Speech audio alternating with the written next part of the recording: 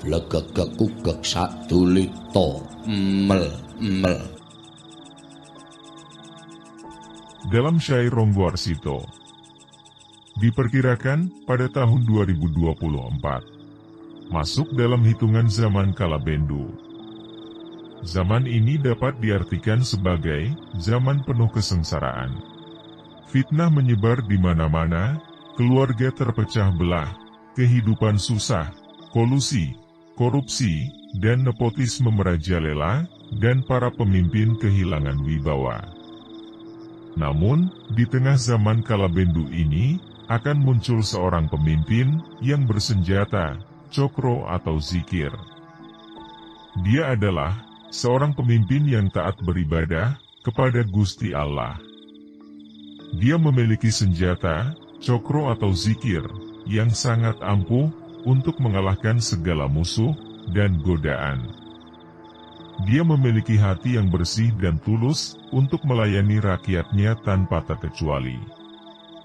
Dia memiliki jiwa ksatria dan patriotisme yang tinggi untuk menjaga kedaulatan bangsa dan negaranya. Dia memiliki visi dan misi yang jelas untuk membawa Nuswantara atau Indonesia ke arah kemajuan, kejayaan, dan kesejahteraan.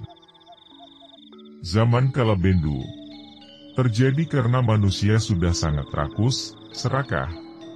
Manusia hatinya panas karena terbakar oleh nafsu angkara murka. Manusia hanya berpikir cara cepat menjadi kaya, korupsi pejabat merajalela.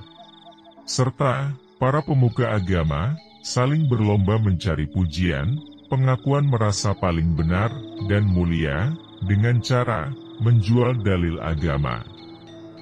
Selain itu, banyak bapak lupa anak, anak melawan orang tua, saudara melawan saudara, keluarga saling cedera, dan murid melawan guru.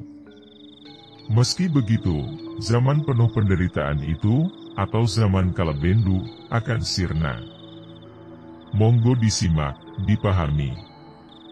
Makna syair atau tembang yang terkandung di dalam Ramalan Serat Ronggo Arsito.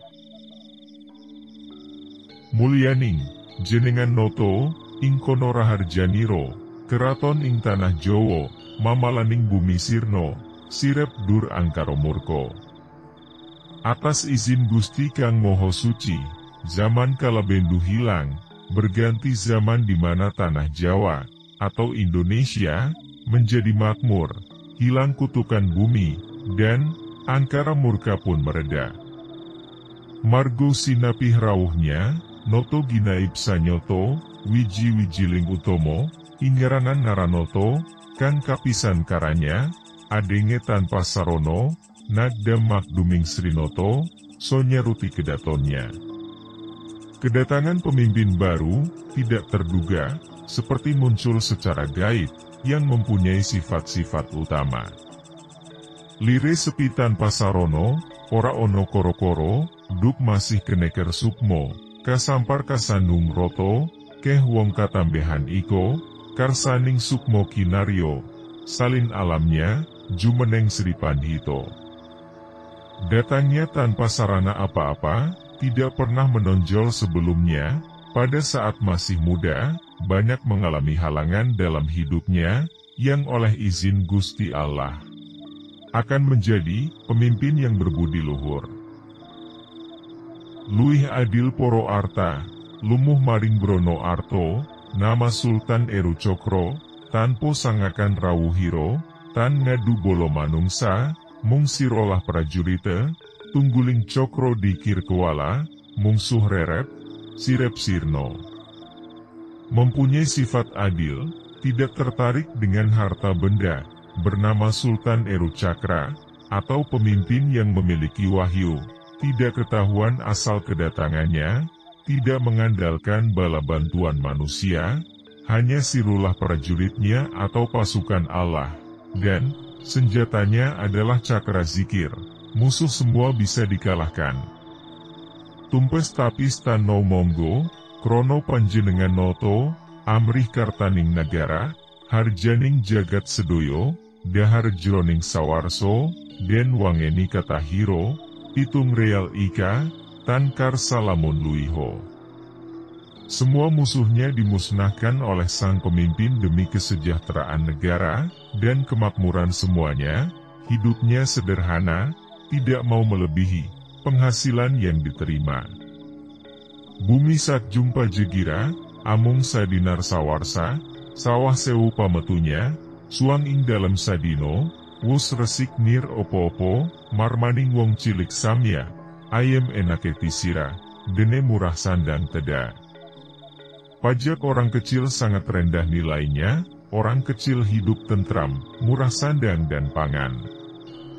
Tanno dursila durjana, podo martobat nalangas, wedi wilating noto, adil asing para marta, bumi petik aku kuto, parek lan kali katangga, ing sajroning bubak wana, penjenenganin sang noto. Tidak ada penjahat, semuanya sudah bertobat, takut dengan kewibawaan, sang pemimpin yang sangat adil dan bijaksana. Pemimpin Nusantara, ini digambarkan sebagai sosok yang bersenjata cokro zikir, yaitu manusia, yang berbudaya budi pekerti Nusantara, yang senjatanya, berasal dari, jantung hati yang tidak putus ingat Tuhan, pikirannya yang cerdas dan tajam. Manusia yang selalu, eling, waspodo, tur, ikhlas. Tamat. Slow Woleswai, ngopi, ngudut bisek, ben ora salah paham dari paham.